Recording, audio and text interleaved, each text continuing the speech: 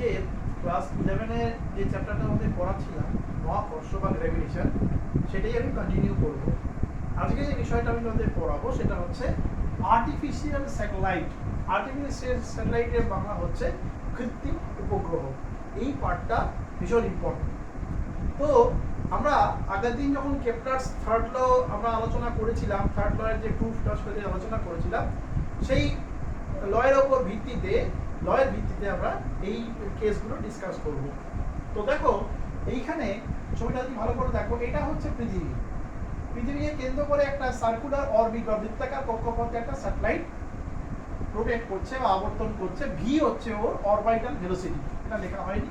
ভিটা হচ্ছে orbital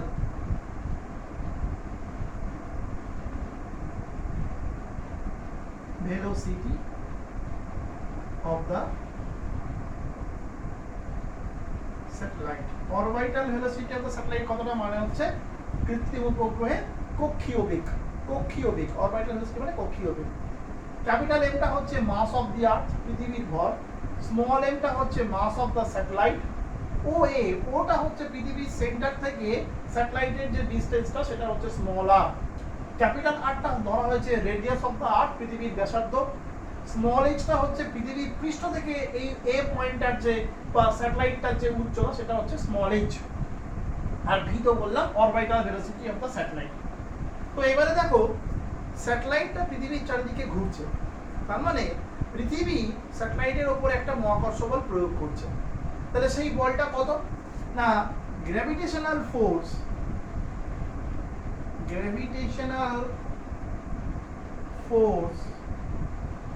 acting between কে সংক্ষেপে বলেছি b/w দিয়ে দেখে, between the earth and the satellite is the gravitational force acting between the earth and the satellite is অর্থাৎ উপগ্রহ এবং পৃথিবীর মধ্যে যে মহাকর্ষ বল সেটা হচ্ছে আমরা অলরেডি জানি F হচ্ছে G/r², কারণ পৃথিবীর সেন্টার থেকে ডিসটেন্সটা হচ্ছে স্মল আর, পৃথিবীর সেন্টার থেকে এটা ধরবো। হলো, তাহলে প্রশ্ন হচ্ছে যে এই বলটা তো কাজ করবে এই দিকে F, তাহলে স্যাটেলাইটটা পৃথিবীর উপর চলে আসছে না কেন? এটা আমি আগের জন্য তোমাদের বলেছিলাম যে কোনো বস্তু যখন বৃত্তাকার পথে ঘোরে তখন তার উপর দুটো ফোর্স কাজ করে, একটা টুয়ার্ডস দ্য সেন্টার অর্থাৎ এই কেন্দ্রের দিকে কাজ করে যেটা এখানে কাজ করছে গ্র্যাভিটেশনাল ফোর্স, আর ওই বস্তুর আবর্তনের জন্য ওর বাইরের দিকে একটা ফোর্স কাজ করে যেটাকে আমরা বলি সেন্ট্রিফুগাল ফোর্স বা অপকেন্দ্র বল। তা এটাকে আমরা ধরবো হচ্ছে F ড্যাশ। এই F ড্যাশটাকে বলবো হচ্ছে outward force acting on the satellite. Outward force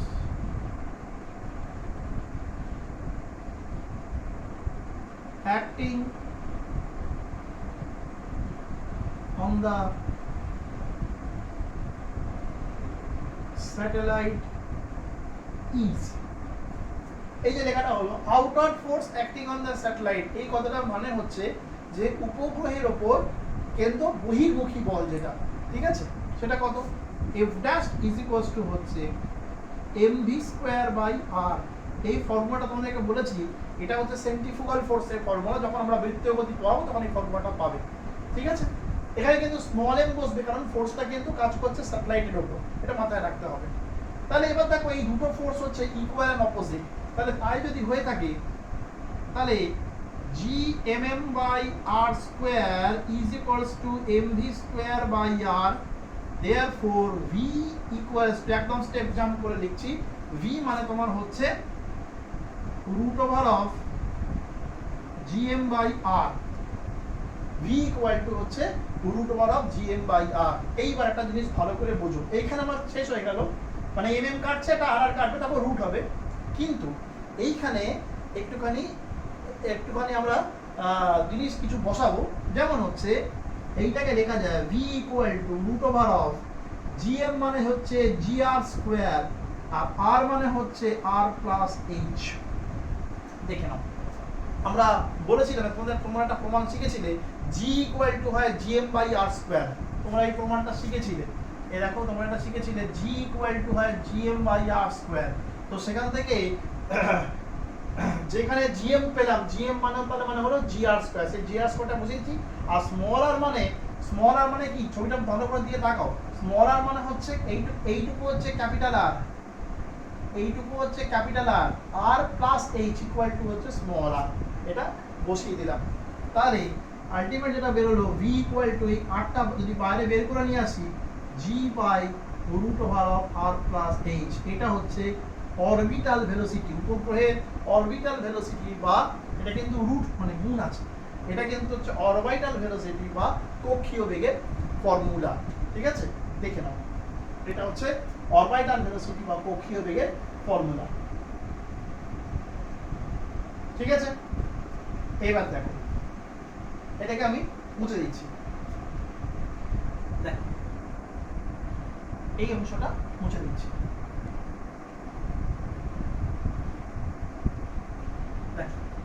তো আমরা কি পেলাম? Orbital velocity, orbital velocity of the satellite is, orbital velocity of the satellite is, যে স্যাটেলাইটটার যে অরবিটাল ভেলোসিটি অর্থাৎ কক্ষীয় বেগ সেটা পেয়েছি হচ্ছে v equal to capital R root over of G by R plus H. এটা আমরা পেয়েছি। ঠিক আছে, এবার দেখো ভালো করে দেখো, ফর এ স্যাটেলাইট, ভীষণ important, for a satellite nearest to earth, nearest to the earth, we can write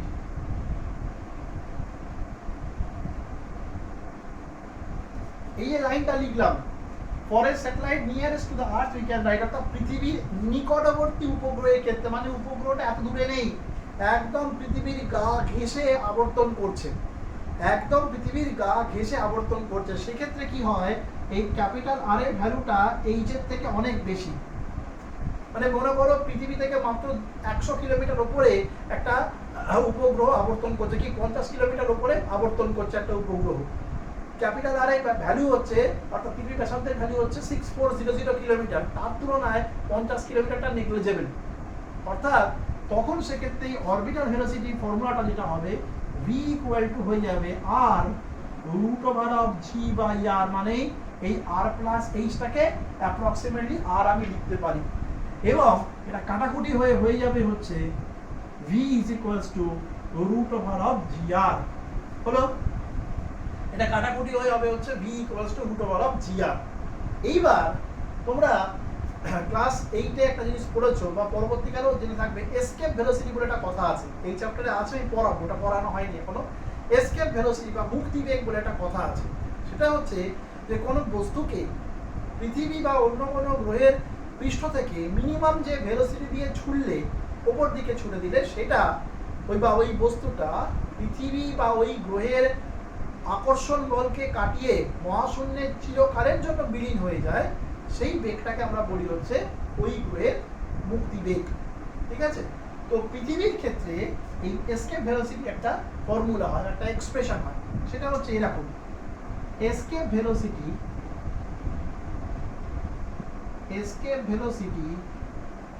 for the আর্থ,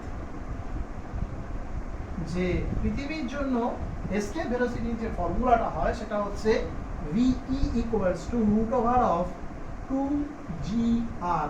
এটা আমাদের সিলেবাসে আছে, আমরা পড়াবো, যখন পড়াবো তখন দেখতে পাবে। এটা হচ্ছে পৃথিবীর জন্য escape velocity formula.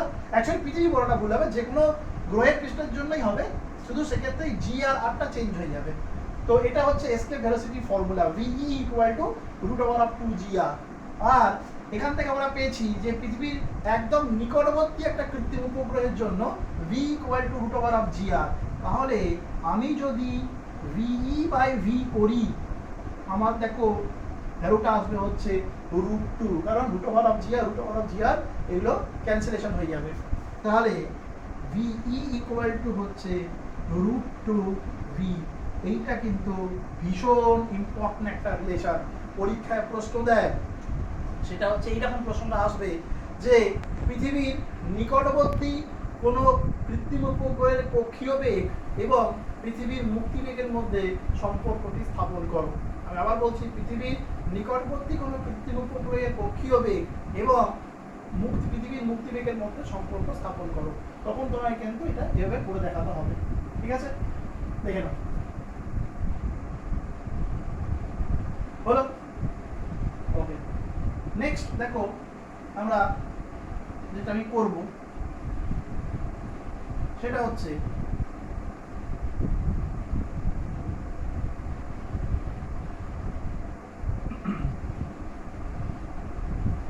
Angular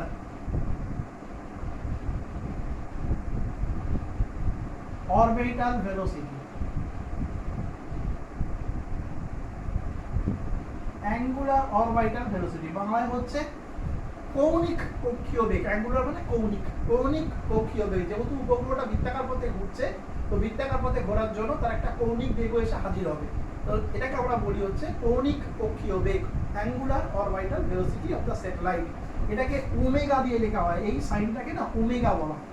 omega equal to হচ্ছে ভি ইন্টু স্মল আর, এটা formula, V into small R. তাহলে ওমেগা মানে হচ্ছে ভি এর ভ্যালু আমরা দেখেছি G R square by R into এখানে হচ্ছে স্মল আর। তাহলে এটা যদি বসাই, ভি ইকুয়াল টু তোমার হবে root over of G R by capital R, একটা আর কেটে যাবে এখান থেকে, এবং এটাকে আরেকটু মডিফাই করলে লেখা যাবে omega equal to capital R, এটা হচ্ছে রুট ওভার অফ জি, আর মানে হচ্ছে আর প্লাস এইচ। তাহলে এটা হচ্ছে কৌণিক কক্ষীয় বেগের ফর্মুলা, কৌণিক কক্ষীয় বেগের ফর্মুলা। ঠিক আছে, ওকে। নেক্সট যেটা আমরা করব সেটা হচ্ছে time period of the satellite. Time period of the satellite.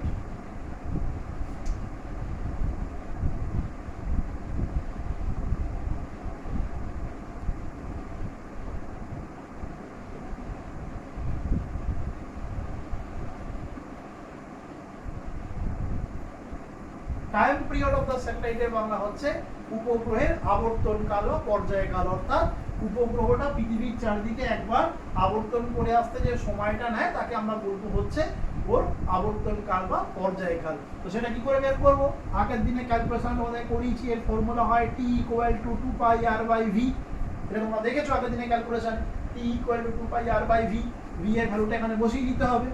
তাহলে T equal to 2 pi R by V, V মানে হচ্ছে root over of GM by R ছিল, আর মানে হচ্ছে রুট আর। তাহলে টি ইকুয়াল টু এটা হবে 2 pi root over of R cube by G R square, কারণ জিএম মানে হচ্ছে জি R square.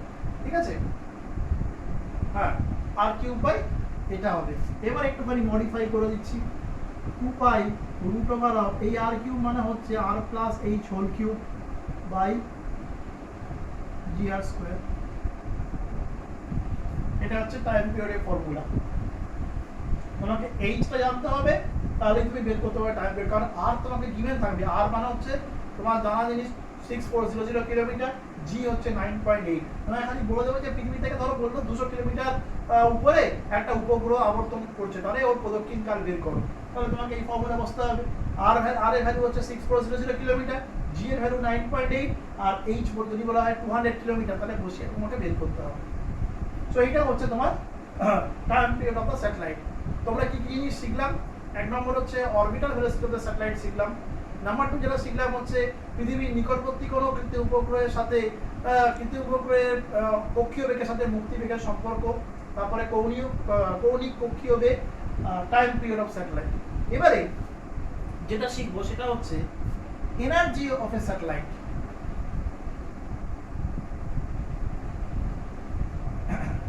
Energy of a satellite.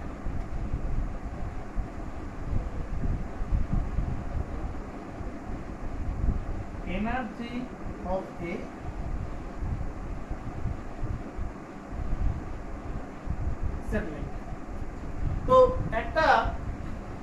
উপগ্রহের দু ধরনের এনার্জি আছে, একটা হচ্ছে কাইনেটিক এনার্জি, একটা হচ্ছে potential energy. Kinetic energy Bangla হচ্ছে গতিশক্তি, পোটেনশিয়াল এনার্জি বাংলা হচ্ছে স্থিতিশক্তি। তাহলে kinetic energy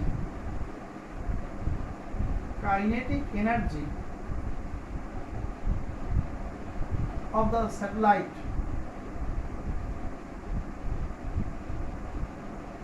is K for kinetic energy half mv square। তোমরা জানো এই ফর্মুলাটা, half mv square হচ্ছে গতিশক্তির ফর্মুলা, যেখানে স্মল m টা হচ্ছে উপগ্রহের ভর আর v টা হচ্ছে ওর অরবিটাল ভেলোসিটি। তো এবারে কি করব, k ইকুয়াল টু হচ্ছে হাফ m, এই v মানে হচ্ছে তোমরা জানো root over of capital gm by small r তার হোল স্কয়ার। তার মানে k ইকুয়াল টু দাঁড়াবে gmm by 2r। This is equation 1।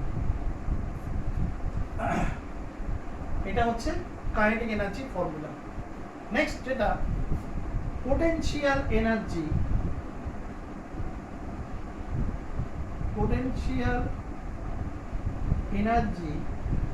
of the satellite is U equals to, শোনো এইখানে একটা কথা বলার আছে, পোটেনশিয়াল এনার্জির কনসেপ্টটা কেন এলো সেটা আমাকে জানতে হবে। আমি বলেছি যখন আমি ইলাস্ট্রেশন পড়িয়েছিলাম তখন বলেছিলাম যে পোটেনশিয়াল এনার্জি কনসেপ্টটা দুটো কারণে আসে। এক, পারিপার্শ্বিকের সাপেক্ষে যদি কোনো বস্তুর অবস্থানের পরিবর্তন ঘটানো হয়, মানে পজিশনের পরিবর্তন ঘটানো হয়, তখন তার মধ্যে পোটেনশিয়াল এনার্জি আসে। অথবা পারিপার্শ্বিকের সাপেক্ষে যদি কোনো বস্তুর আকারের পরিবর্তন ঘটানো হয় তাহলে পোটেনশিয়াল এনার্জি কনসেপ্ট আসে। এখানে তো আকারে কোনো পরিবর্তন ঘটানো হচ্ছে না, কিন্তু অবস্থানের পরিবর্তন ঘটানো হয়েছে। কার সাপেক্ষে? পৃথিবী পৃষ্ঠের সাপেক্ষে অবস্থানের পরিবর্তন ঘটিয়েছে, কারণ স্যাটেলাইটটা তো পৃথিবী থেকেই লঞ্চ করা হয়েছে। তাহলে পৃথিবী পৃষ্ঠের সাপেক্ষে স্যাটেলাইটের উচ্চতার একটা পরিবর্তন ঘটেছে, অবস্থানের একটা পরিবর্তন ঘটেছে, এবং সেই কারণেই ওই স্যাটেলাইটের মধ্যে পোটেনশিয়াল এনার্জি সঞ্চিত হয়েছে, তবেই না উপরে উঠতে পারছে, নাহলে কি করে উঠবে হলো। এবং এক্ষেত্রে এই পোটেনশিয়াল এনার্জি ফর্মুলা হবে মাইনাস gmm/r। প্রশ্ন, মাইনাস সাইনটা এসছে কেন? এটা হচ্ছে ইকুয়েশন 2। মাইনাস সাইনটা এসছে এই কারণে, যেহেতু এক্ষেত্রে মহাকর্ষ বলের প্রভাবে জিনিসটা যাচ্ছে এবং মহাকর্ষ বলের জন্যই স্যাটেলাইটটা তো ঘুরছে। তো মহাকর্ষ বল হচ্ছে আকর্ষণ বল, অ্যাট্রাকটিভ ফোর্স। মনে রাখবে, আকর্ষণ বলের প্রভাবে যদি কোনো কাজ করা হয় সেই ওয়ার্কডানটাকে আমরা নেগেটিভ ওয়ার্কডান হিসেবে কনসিডার করি, আর রিপালসিভ ফোর্স বা বিকর্ষণ বলের প্রভাবে যদি কোনো কাজ করা হয় সেই ওয়ার্কডানটাকে আমরা পজিটিভ ওয়ার্কডান হিসেবে কনসিডার করি। যেহেতু মহাকর্ষ বলের প্রভাবে উপগ্রহটা পৃথিবীর চারদিকে ঘুরছে, তো মহাকর্ষ বল যেহেতু আকর্ষণ বল, সেই কারণে এই ওয়ার্কডানটা বা এনার্জিটা নেগেটিভ এসছে। এটাই আর সিগনিফিকেন্স, আর কোনো কিছু নয়। ঠিক আছে, তাহলে কাইনেটিক এনার্জি পেয়ে গেছি, পোটেনশিয়াল এনার্জি পেয়ে গেছি। ভালো করে তাকিয়ে দেখো, সেটা হচ্ছে পোটেনশিয়াল এনার্জিটা হচ্ছে কাইনেটিক এনার্জিটা হচ্ছে পোটেনশিয়াল এনার্জির জাস্ট হাফ। কাইনেটিক এনার্জিটা হচ্ছে পোটেনশিয়াল এনার্জির জাস্ট হাফ। নেগেটিভ সাইডটা যদি তুমি ইগনোর করে যাও তাহলে কাইনেটিক এনার্জিটা হচ্ছে পোটেনশিয়াল এনার্জির জাস্ট হাফ। এটা কিন্তু মাথায় রাখবে, ঠিক আছে? তাহলে টোটাল এনার্জি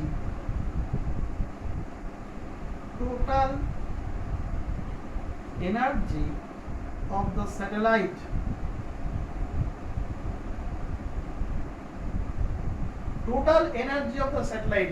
এর মোট শক্তি কত না? E equals to হচ্ছে U plus K। মোট শক্তি হচ্ছে স্থির শক্তি প্লাস গতি শক্তি। তাহলে সেটা ওদিকে বসিয়ে দিই আমি, E equal to minus gmm/r plus gmm/2r। The answer will be minus gmm/2r।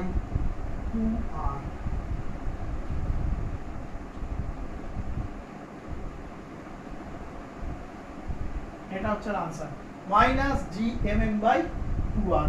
এটা হবে তোমার মোট শক্তির ফর্মুলা। ঠিক আছে, এখানে একটা কথা বলি,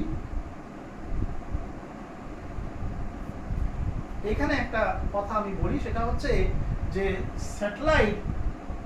স্যাটেলাইটের ক্ষেত্রে মাইনাস সাইনটা, টোটাল এনার্জি মাইনাস সাইনটা এসছে। মাইনাস সাইনটা আসলে মানে হচ্ছে ওর গ্র্যাভিটেশনাল ফোর্সের জন্য যে ওয়ার্ক ডানটা হচ্ছে সেটাকে কিন্তু ইন্ডিকেট করছে, এটাই হচ্ছে। আর ওটা যেহেতু অ্যাট্রাকটিভ ফোর্স সেই কারণেই কিন্তু এই নেগেটিভ সাইনটা এসছে, এটা আর কোনো সিগনিফিকেন্স নেই। ঠিক আছে, ভালো করে দেখে নাও এটা। মনে রাখবে কাইনেটিক এনার্জিটা কিন্তু হচ্ছে পোটেনশিয়াল এনার্জি জাস্ট হাফ, কারণ ওটাকে তুলতেই অনেক বেশি পরিমাণ শক্তি লাগে। পৃথিবী পৃষ্ঠটাকে তো অনেকটা উঁচুতে তোলা হয়, সেই তুলতেই অনেকটা বেশি শক্তি লাগে, তার জন্য কাইনেটিক এনার্জিটা হচ্ছে পোটেনশিয়াল এনার্জি জাস্ট হাফ।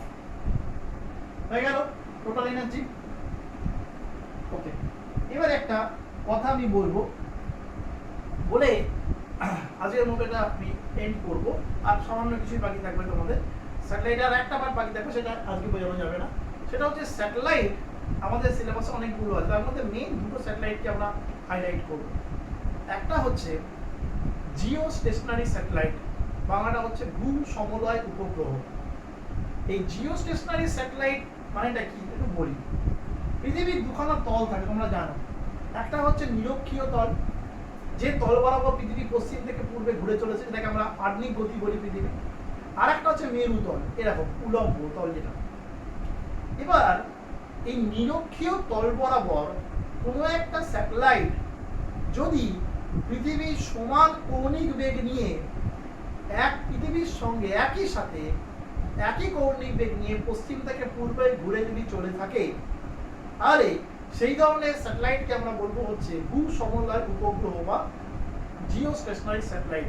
এই নামটার একটু তাৎপর্য আছে। ভূ সমলয়, ভূ মানে পৃথিবী, সম মানে সমান, লয় মানে গতি। এই থেকে একটু ভালোভাবে ব্যাখ্যা করা যায়। ভূ সমলয় মানে হচ্ছে পৃথিবীর সমান গতি নিয়ে যে উপগ্রহ ঘোরে, অর্থাৎ পৃথিবীর নিরক্ষীয় তল বরাবর যে কৌণিক বেগে পশ্চিম থেকে পূর্ব দিকে ঘুরে চলেছে, যেটাকে আমরা আর্নিক গতি বলে থাকি, ঠিক এই উপগ্রহটাও ওই একই নিরক্ষীয় তল বরাবর পৃথিবীর সমান কৌণিক বেগ নিয়ে পৃথিবীর সঙ্গে পশ্চিম থেকে পূর্ব দিকে ঘুরে চলেছে। সেই কারণে ভূ সমলয় কথাটা ইউজ করা হয়েছে। এবার ইংরেজি মানেটা কিন্তু অন্য। ইংরেজি মানে হচ্ছে জিও স্টেশনারি স্যাটেলাইট, স্টেশনারি মানে হচ্ছে স্থির। এই কথাটা এলো কেন? নিরক্ষীয় তল থেকে যদি কেউ উপগ্রহটার দিকে তাকায়, যে কোনো দর্শক যে কোনো সময় সেটাকে সবসময় স্থির দেখবে।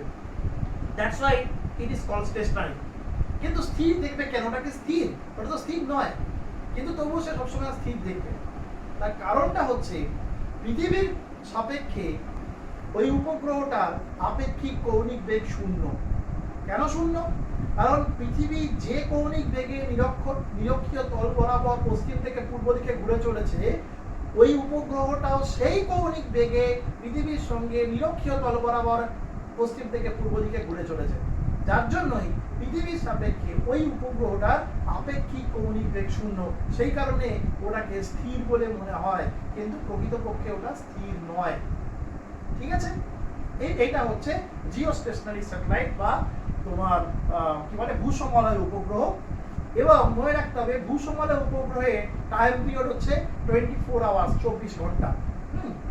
আর আরেকটা হচ্ছে সেটা হচ্ছে মেরু উপগ্রহ বলে একটা আছে, পোলার স্যাটেলাইট। পোলার স্যাটেলাইটটা হচ্ছে পৃথিবীর যে মেরু তল, অর্থাৎ এই উলম্ব রেখা বরাবর, যদি এরকম ভাবে ভাবি, এই উলম্ব তল বরাবর সেটা পৃথিবীকে আবর্তন করে। তো বুঝতেই পারছো যে মেরু তলটা কিন্তু মেরু তল বরাবর কিন্তু পৃথিবী ঘোরে না, পৃথিবীর নিরক্ষীয় তল বরাবর ঘোরে। অর্থাৎ এবং আরও জানো যে পৃথিবীর মধ্যভাগ স্ফীত ওপর নিচচাপটা, ফলে এই উপগ্রহ কিন্তু অনেক দ্রুত বেগে পৃথিবীকে আবর্তন করবে, এবং এটা কিন্তু কখনোই স্থির বলে মনে হবে না। এটা হচ্ছে মেরু উপগ্রহ। আর ফাইনালি উপগ্রহের যে ব্যবহার কিছু আছে, সেই স্যাটেলাইটের ব্যবহার তোমরা জানো, সেটা হচ্ছে টেলিকমিউনিকেশন সিস্টেমে স্যাটেলাইটের বিশাল একটা ব্যবহার আছে। কোনো সিগন্যাল ও ক্যাচ করবে এবং সেটা দূরবর্তী টাওয়ারে পাঠায়। এবং এই উপগ্রহের জন্যই কিন্তু আমরা পৃথিবীর বিভিন্ন প্রান্তে যে খেলাগুলো হয় সেটা আমরা দেখতে পাই। উপগ্রহের সাহায্যে আমরা তোমরা যে ওয়েদার ফোরকাস্টগুলো পাচ্ছি, এটা হচ্ছে উপগ্রহের ব্যবহার। উপগ্রহের সাহায্যে কোনো যে যুদ্ধ বিমান বা শত্রু জাহাজ ঢুকে পড়ে অন্য দেশে বর্ডার অতিক্রম করে, সেগুলো স্যাটেলাইট ঠিক ধরা পড়ে। তো এইগুলো হচ্ছে উপগ্রহের ব্যবহার। ঠিক আছে, তো মোটামুটি এইগুলোই বললাম। আর একটা জিনিস যেটা বোঝাবো, সেটা এক্সক্লুসিভলি আমি রাখলাম নেক্সট ক্লাসের জন্য। সেটা হচ্ছে তোমরা পড়েছো সকলে যে কৃত্রিম উপগ্রহে যে কোনো বস্তু ভারহীন হয়, অর্থাৎ ওয়েটলেস। কিন্তু এই ওয়েটলেসটা হয় কেন? সে কৃত্রিম উপগ্রহে ভারহীনতা, এটাই আমি এক্সক্লুসিভলি নেক্সট ক্লাসের জন্য রাখলাম। সেটা নেক্সট ক্লাসে আমি ডিটেলসে আলোচনা করবো। আজকের মতো এটা এখানেই শেষ হলো। এই জিনিসটাকে ভালো করে লিখে নেওয়া ফাইনাল।